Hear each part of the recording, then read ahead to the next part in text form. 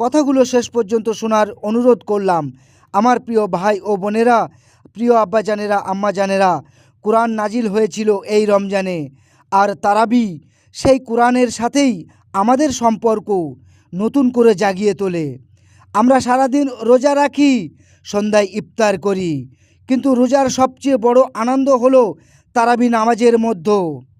যদি নিয়মিত তারাবি আপনি পড়েন, এই আনন্দ আপনি হৃদয়ে অনুভব করবেন।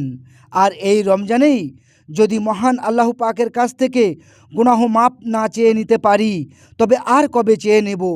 আল্লাহ পাক আমাদের সকলকে রমজান তারাবি নামাজ আদায় করার তৌফিক দান করুন। নসিহত শুনতে আমার চ্যানেলটি সাবস্ক্রাইব করে পাশে থাকুন। যত পারবেন শেয়ার করুন। আপনার এক শেয়ারে আর এক ব্যক্তি দিনের পথে ফিরে আসতে পারে, আপনাদের আমলনামায় সব লেখা হতে পারে ইনশাআল্লাহ। আসসালামু আলাইকুম ওয়া রাহমাতুল্লাহি ওয়া বারাকাতুহু।